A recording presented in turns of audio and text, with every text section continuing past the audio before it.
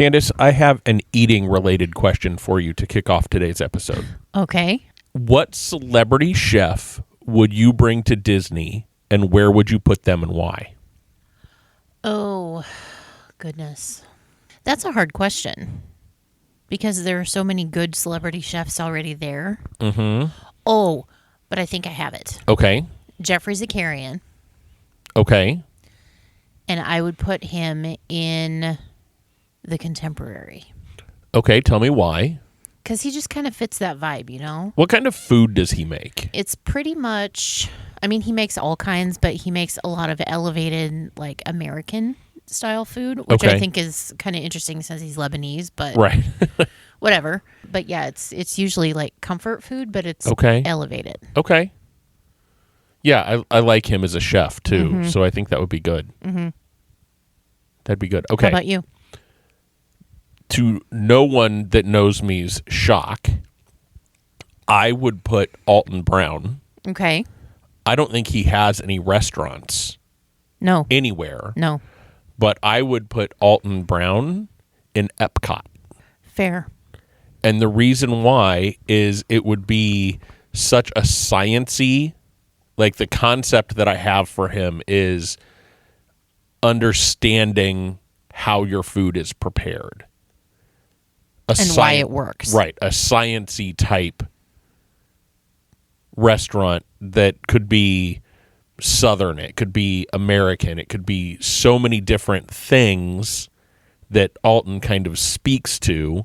Heck, he could even do like from his first concert that we went to and have the stage light pizza oven Yes. running. Or the chicken wing machine. Right. Yeah. Where it even almost becomes interactive, where Yeah. whoever the chefs are inviting you up to do things and participate in the making of some of the food, that kind of Right. thing. Yep. I think that would be super interesting and fit with the vibe of Epcot as a whole. I don't know where I would put it in Epcot. Maybe repurpose it's the place that I always forget where it is. The Odyssey building? Yeah, repurpose the Odyssey building into an Alton Brown science restaurant. Sure. And then once you leave the restaurant, there would have to be a gift shop where you could buy all of Alton's things. Right. Like his hot sauce and cookbooks and all Right. of the things. Even maybe his yeast puppets. Yes. That would be amazing. Go buy yeast plushies. That would be amazing. Well, there it is. There it is. That is what I would choose. Okay, so as we get ready to jump into this episode, Candace and I read an article about, I think the title of the clickbaity title of this article was like 100 new or refreshed dining concepts coming to Disney. We're not going to talk about 100 different restaurants. Whew. We're going to get into some of the new places that are going to be opening up around the Disney universe over the next little bit, but we're going to be talking more about how food is done at Disney. Okay. So grab yourself a drink. Candace and I each have one as we start recording today.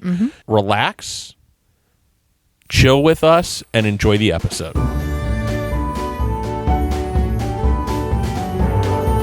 Hey, welcome to Hanging at the Hangar Bar. I'm Scott. And I'm Candace. We're here to chat all things Disney as child-free Disney adults. Stories, snacks, and a little magic along the way. Grab a drink and get comfy and come hang out with us.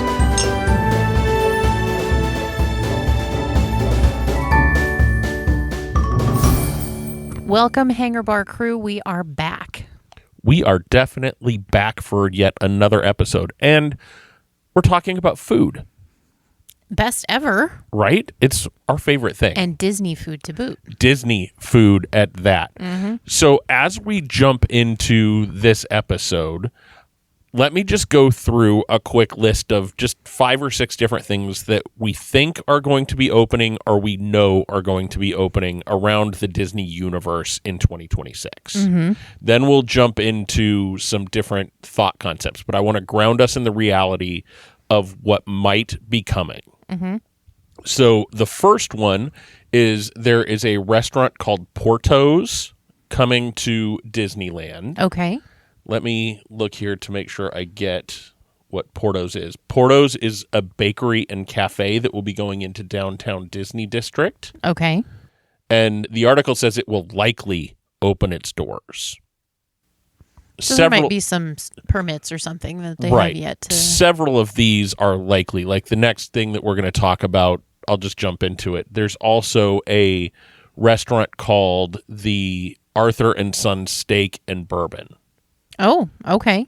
The only problem is I was reading the article is that was announced in 2024. Mm-hmm. And we are now a couple of months into 2026, and there's still no opening date announced for it. So I don't know if that's actually going to happen or not at this point. Like, I know things take in the Disney bubble take a long time, but not usually a year and a half for a restaurant to open. There could be any number of things that are holding that up, though. Yeah. And that one might actually have a little, we're not a politics podcast, but that one might have a little bit of political leaning to the delay in opening, because the guy that is the chef, Joe Isidori, was actually the head chef at Mar-a-Lago and has opened a few different places in New York and the Hamptons, and actually was requested to be the White House chef and said no. How charming for him. Right. Let's move on. Let's move on. So we talked a little bit in the open about celebrity chefs. Gordon Ramsay is opening a gastropub in downtown Disney in Anaheim. I heard that. That one is set to open.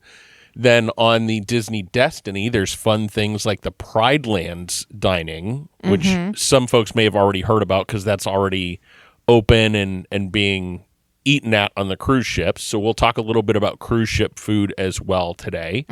And then there's also a high-end restaurant being opened in Disneyland Paris that we'll get into as well, because I think Paris treats their food just a little bit different at their parks and resorts than we do in the States. Definitely. So we'll get into that as well. I just wanted to ground us there as kind of a kicking off spot. So jumping in, general overarching question for this segment. Is food an attraction? Yes. Tell me more. So I think there have been, I mean, for goodness sakes, there's merchandise with Disney snacks on it. Yeah. How can that not be an attraction? Right. Like, people make special trips to go and get snacks or meals or go to different restaurants. Look at the hubbub when Cake Bake Shop opened. Right. Like, and that's all about the experience. 100%. And there are still restaurants in the Disney bubble that it's nearly impossible to get a reservation at. We see you, Space 220. Uh-huh. We see you. We see you, Geo82. Geo82. What's the new one in Magic Kingdom? Beacon Barrel. Yeah, the Beacon Barrel. That's a bar. I mean, they serve some food there, but they do. But my point is, like, yes, food is an attraction. yeah, for sure. And they do theming for food. Disney does theming for food almost as much as they do for attractions. You look at Oga's, Beacon Barrel, Geo82, some of Space 220, some of those kind of things are very themed driven and probably have just as much story put into them as some of the actual physical ride attractions do, right? And even so far down to festival booths. Yes. Those people go to the festivals just to eat. Yes. My guess is there's some people that go to a festival and never get on a single attraction. That's not why they're there. No. To be fair, I think we've had that conversation that I would be fine not going on an attraction because I just love to be there. And part of that is Disney snacks, and part of that is popcorn.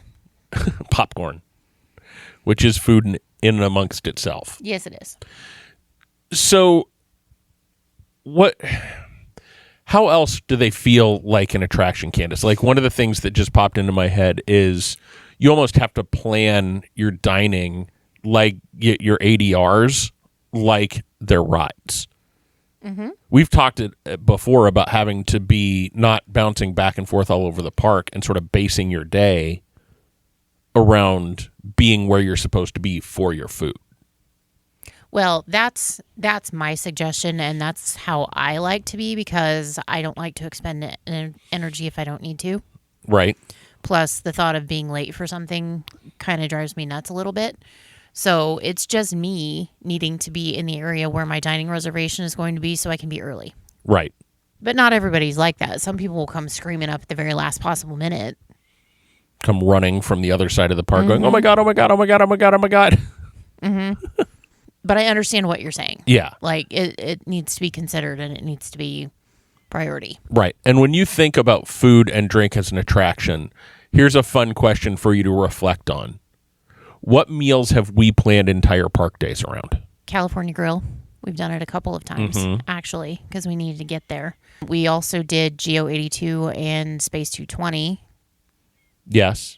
I can't think of too many park days where we had reservations that we didn't plan the whole day around it. Right. Like, that's just you and I. We look at, okay, what do we want to eat? Where do we want to eat? Let's plan the rest of our day around that. So I'm thinking Nomad Lounge and Tiffin's. Oh, heck yeah. That day, we knew Animal Kingdom. Our entire impetus for Animal Kingdom was Tiffin's, getting our friends to see Nomad Lounge, and letting the roller coaster folks have fun on Everest, and standing in the world's longest line for the safari. Yes. And that was it, and it was fine. Yeah, that was our day. Oh, don't forget to stop the Joffrey's cart before. Right. Yes. So there's lots of planning that goes into it, which makes them feel like attractions. Do you think restaurants outside of Disney ownership theme as much or storytell as much as Disney does? No, because they don't have to. Right. They don't have to. So why don't they have to? Because that's not their brand. It's not their purpose. Their purpose is to get people in and get them to eat and spend money, Right. not immerse them Right. in the experience. And I just had a Ted Lasso moment pop into my head. You know, the Christmas episode from season 2? Yes. When they give money to the busker. It's like those other restaurants competing against Disney. Like they throw in their restaurant and then Disney comes in with this well-themed thing, and Ted just looks at Rebecca and goes, well, I guess that's what I get for taking a tinkle next to John Holmes. We don't need to explain that. Thank you. Move on. I already had to explain that to Candace the first time we watched. And I don't need to hear it again. She's so much more innocent than I am. I don't need to hear it again. If you don't know what that's in reference to, come out to our social media and Candace will explain it to you. I will not. Let's move on. That's a good reference, though, right? Like, yes. They're not going to... People that try and theme as well as Disney do fail at it. Ish. But, okay. So I don't know that fail is necessarily the word I would use for it. I would say that it's very obvious that they're trying too hard. If you look at places like Rainforest Cafe, T-Rex, Yak and Yeti to a point, and those are all in the Landry's company of restaurants. They're all overdone and artificial and bright and shiny and plastic. Yep. But then you look at a Disney-run restaurant, and it's beautiful and appropriate and subtle to a point, but it gets its point across as well. Right. Right. 100% agree with that. And I was thinking of the T-Rex and the Rainforest Cafe. They feel like they're trying too hard, and there's no cohesive story. It's dinosaurs for the sake of dinosaurs, or rainforest birds for the sake of rainforest birds, because it feels kitschy, whereas Disney feels like they're telling a story. So people really can't compete with that. Right. And in those places where it's like, this is our excuse for charging you $25 for a chicken fried steak that you could get out of the freezer section at Costco. Right. At those places, at a Disney restaurant, you're like, I would gladly pay $25 for a chicken fried steak that tastes amazing, and it's because I'm in this beautiful environment having a great time. Right. I don't mind it. Right. Yeah, we'll get into more, I think... what just popped into my head, we'll get into when we get in. I have a segment planned around celebrity chefs, but I think the stories that I like from those type of restaurants is connection to them, their story, more than them trying to tell a story. Like, you think Chef Art Smith's Homecoming, Morimoto Asia, you feel connected to who that person is. Yes. And their food tells who they are versus them trying to tell a story with the atmosphere. Right. We might get into that a little bit more here in just a few minutes. Okay. Okay. So let's talk about some of these restaurants that are potentially opening. So even if something like that steak and bourbon place doesn't open, why would Disney want something like that in downtown Disney? For a date night place for the locals. Yeah. Somewhere kind of fancy. Again, Disneyland is a little bit different. I think locals to Orlando, they do go to Disney Springs, but probably not on a Tuesday night. Probably not all the time. But I think we would if we were local, but that's us. Well, but you think about where we've looked at potentially living in Orlando. You don't think we would go find places that are closer than an hour and a half drive? I'm sure we would, but what I'm saying is if you have something special that you want to go celebrate or something like that, yes, we're going to Disney Springs. Right. Or if you have an annual pass, you're going into Disney. Yes. Yeah. So, but yeah, I think Disneyland, their downtown Disney area, is geared more towards a local audience. Because I think your folks that are coming in for vacation, well, Disneyland caters more to locals anyway, but I think folks that are coming in for vacations and that kind of thing are going to be eating in the parks. They're going to be eating. You don't hear as much hype around downtown Disney as you do Disney Springs. And there too, it could be the steakhouse concept could be something for business meals. Right. Yeah, and I just think something a little bit more elevated than standard. Right. Than your typical barbecue joint or your burger joint or something like that. So I think the other thing it does is it really competes. They're trying to compete with the real world dining that people don't have to drive for. So they need to have some of those elevated experiences that make people want to make it a destination on a Tuesday or a Wednesday night. Because they need to bring that draw in. I think if I were a restaurant owner, I think it would be a bigger gamble to open in Disneyland than it is in Disney World. Just because you don't have 1 million people descending every year that are Disney Springs is a de facto fifth park. Right. So just interesting. And I think Disneyland is also trying to build out more of kind of a nighttime destination and give itself an identity, an upscale adult identity of Disneyland isn't just for kids. Right. You as an adult can come here. They're trying to capture some of that market that maybe Disney World has picked out and figured out how to do. Disneyland's trying to do more of that again, too. Well, and two, they can't do fireworks every night because of city ordinances, so they've got to have something to keep people there. Right. Do you think that a place, a good steakhouse, would be a reason to leave the parks at Disneyland? Knowing how close downtown Disney is to the parks there, do you think having an elevated place where maybe in Disney World and you're in Epcot, you're not going to take off and go to Disney Springs for dinner on a park day because there's a steakhouse, Le Cellier, right there that you can go to? Do you think that type of place drives people to be like, yeah, we'll leave the park for a couple hours and go have dinner? Yeah, I think so. I think it's at Disneyland, it's a completely different animal, and it's all a story of proximity. Right. Like, you go because you can. Right. And it doesn't take an hour and a half to get from point A to B. Right. So let's talk a little bit about celebrity chefs. Okay. Why do you think Disney wants celebrity chef places? Why wouldn't they? Tell me more. If you... I know that you're a big fan of Chef Alex Cornicelli. If you were not the Disney person that you are, and we were going to Orlando for my sake, because I am the Disney person that I am, and you were like, I don't want to. But I said, well, but one of those nights we can go over to Disney Springs or wherever the restaurant might be. Chef Alex has a restaurant there. You'd be like, okay, I'll try it. And then that's how you get in. It's like a gateway sort of thing. Right.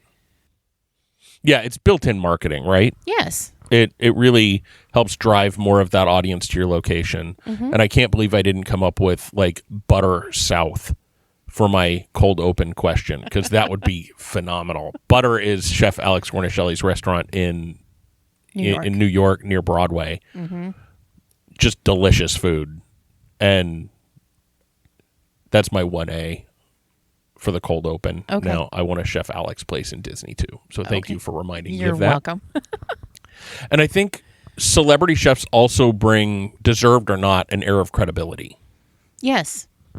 And so that when we were talking about the Landry's places, and I said, this is our excuse for charging you this amount of money for something, a celebrity chef kind of has that built in. Right.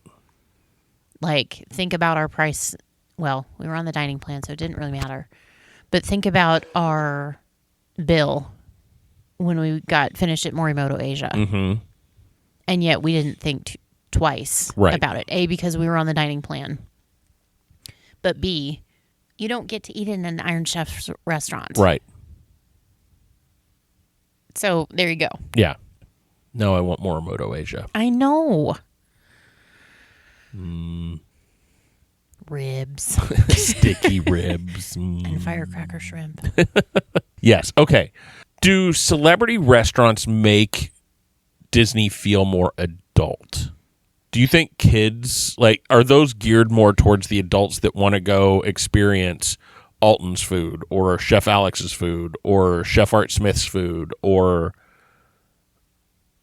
even Guy Fieri's chicken? Like, is it geared more towards the adults that like those people?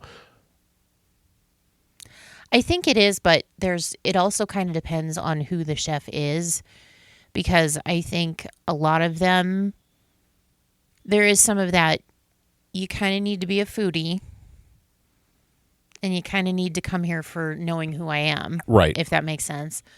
But also, I think it's sort of an invitation to have parents maybe have their kids try something that they might not normally. Right. Kind of like Eat in Disney Springs, Manit Chauhan. I don't know, and we don't have kids, but I don't know that many friends of ours that do have kids that would set them down in an Indian restaurant. Right. And have them eat, where something like that's quick service and accessible, like, have some of this. If you don't like it, we'll go get you something else, but I want you to try it. Right. So I think it would depend on the concept of the restaurant as far as whether it's family friendly or more centered towards adult. But we've talked about this before, and I don't think we've done it this season, but in past seasons we have. Adults bring money to Disney. Yep. Children do would not. Why would you not want to do everything that you can to get every penny that you can out of an adult person and provide what they want or the experience that they're looking for Right. in exchange for that money? Right. Because, I mean, look at our experience with Geo82 and how fantastic that was. And that is 21 and over. Right. It's all adult all the time, like no kids allowed, which is fantastic. And I think that's kind of a shift as well. I think you're starting to see more of that adult experience focus. Right. Rather than it's all about the family, it's all about this, it's all about that, just because society is shifting so much. Right. But, like, I would throw down money after money after money for more places like Geo82. Right. You could go and relax, kind of have it elevated a little bit because we fancy. Right. But to where you could actually relax and enjoy and not have to listen to screaming and yelling and all the other things that go with children. Right. I almost signed over my 401k our first time in Geo82. So, Well, I do a lot for that peanut or the pecan olive brittle. Right. Let me tell you. I wonder if that's something I could make. I don't know. It was hard enough getting the glassware home. I don't think we'd want to ask for a recipe. Right. That's too funny.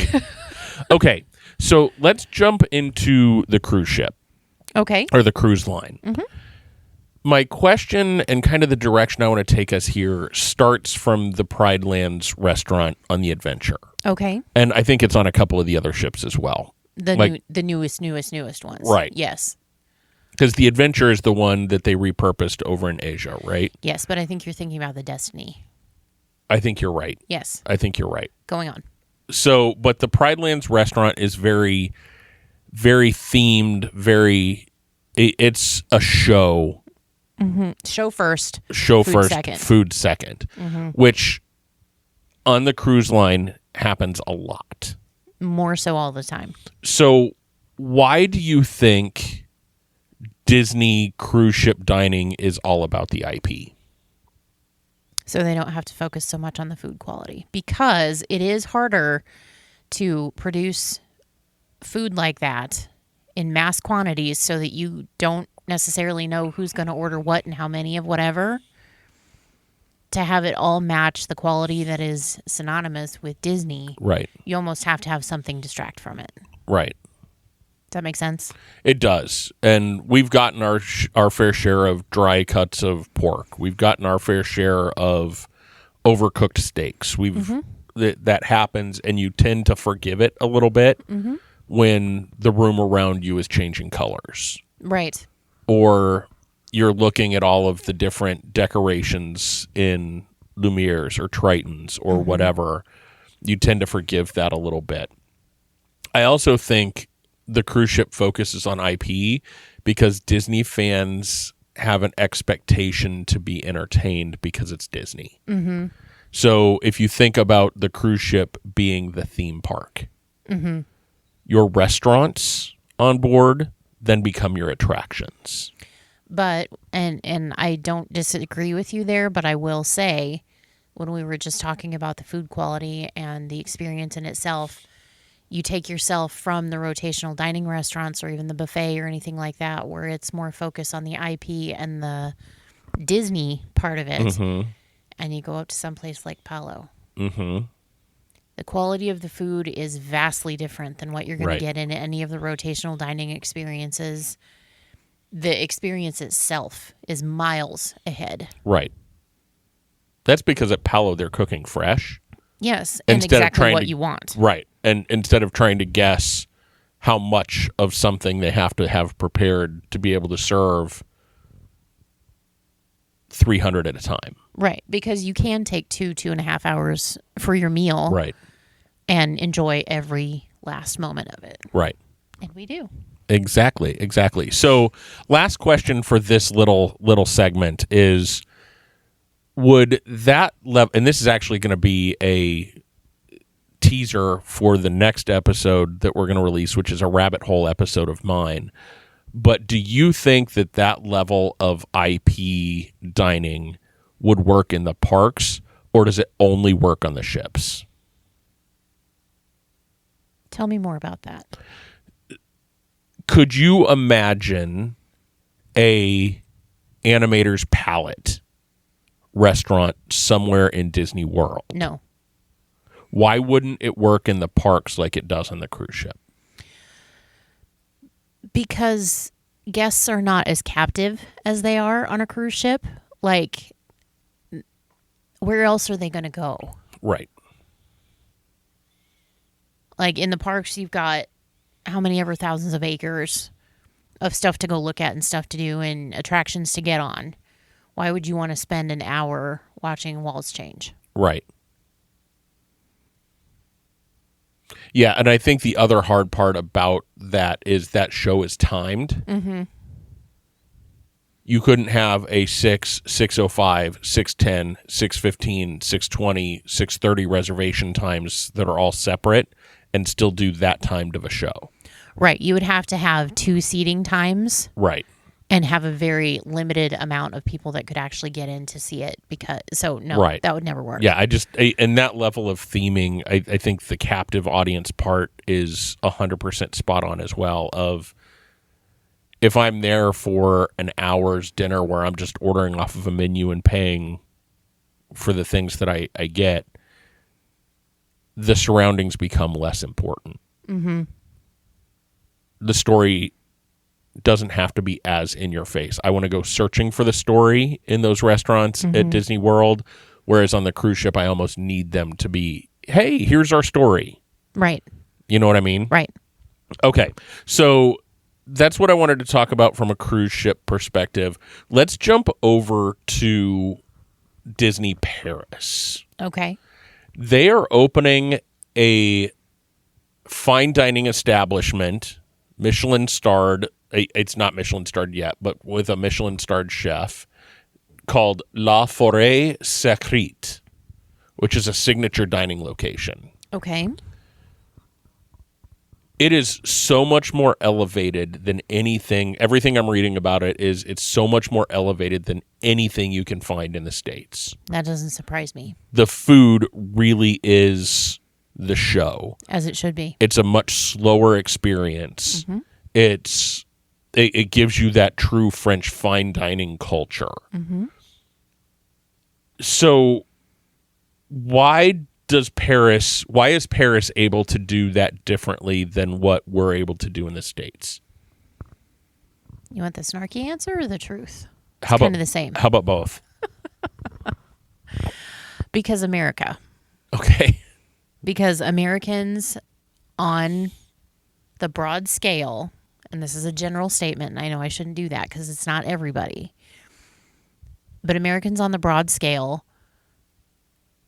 we want it fast, we want it now, we want it good-ish as long as I can afford it. Right. And we have forgotten what a gift a good meal really can be. Right. It's just get on to the next thing. Right. Yeah.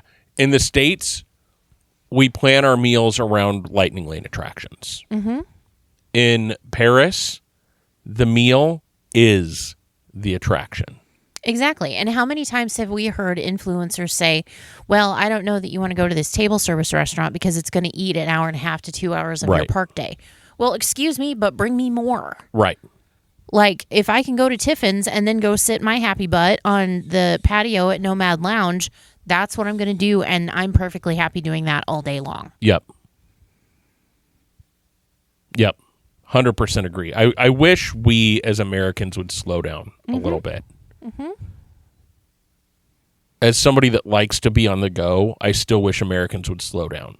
Because fine dining, like even on the cruise ship, those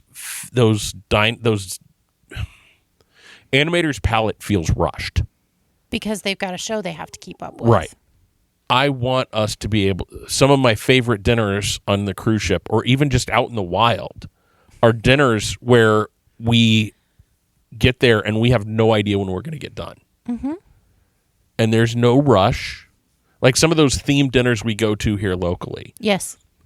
We know we're getting 4 or 5 courses for our money, but there's no rush. And those end up being 2-3 hour nights. Where we're Which is just enjoying the fantastic. food, we're enjoying the company, we're enjoying the stories that they're telling, all of those kind of things. And it just, in those moments, I don't think about anything else but being in the moment. And I think that's probably a cultural thing with France, too, is they're much better about, I'm just going to be in the moment.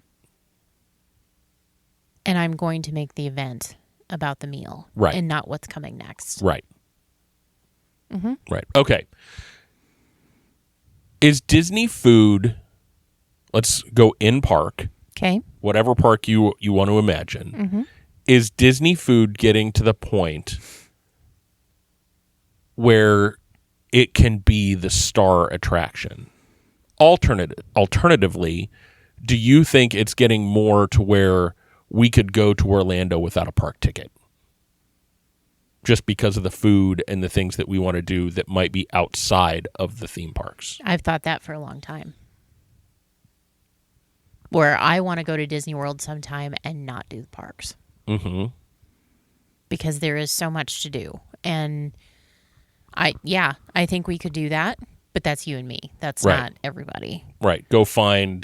Go to the different resorts and try different restaurants in the resorts. Even if you're just going, even if you want to go cheap and try the different quick services at the resorts. Right. Or along the boardwalk or whatever. There's Yes. so much you can do that food and those experiences could be the attraction. Now, in the parks, with an aside of things like Geo82, Nomad Lounge, Tiffin's, those kinds of things, no. The park food is not Right. something that 99.999% of people would not need an attraction to make it magical. Right. Yeah, I would agree I'm with the that. 0.0001% that can Right. just be there and happy. Right. Yeah, no, I get that. And I'm even thinking, like, a great food day at Disney with a theme park ticket. You stay at the beach club. You're right there by the boardwalk. Mm-hmm. So you can try boardwalk food. Or if you have a theme park, you go hop into Epcot and do a drink stroll around World Showcase. Maybe do Geo82 Lounge, and then come back out to boardwalk to the cake bake shop and have a slice of cake for dessert. Mm-hmm. Like, there are so many ways you could set up a day that food could be the center of all that you do. 100%. But I think you're right. If you're going to go into the parks, I would have trouble not being Ratatouille's right there. Mm-hmm. I would have trouble saying, I can see Spaceship Earth. How can I come into Epcot and not go on Spaceship Earth? Well, that's a crime against humanity. But right. But you get what I'm saying. Yes. Like, with a theme park ticket, it's hard not to.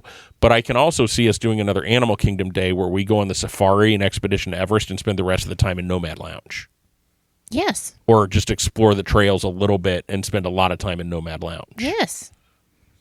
With Tiffin's somewhere in there, because that's amazing. Right. Yes. Oh, the other thing that I wanted to call out from that article, just squirrel moment, speaking of Animal Kingdom, Harambe Market has been changed over to cheeseburgers. So Cranky Sir got his way. Yeah. 10 years later, he got his way. Well, but to be fair, like they closed down Restaurantosaurus. Yeah, that's why they did over in Dinoland and Trilobites and that kind of thing over there.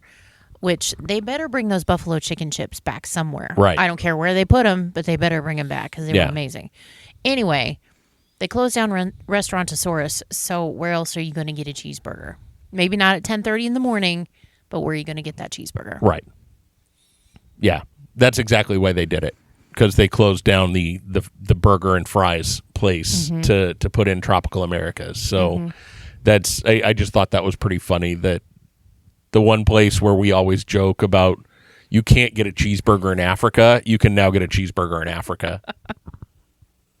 Okay, as we close out this episode, I'm going to ask one final question. Okay. What type of dining does Disney still need? Is there anything from what they offer that's missing or that you would really appreciate? That's hard for me to answer because we haven't been to all of the restaurants, so I don't know. Right.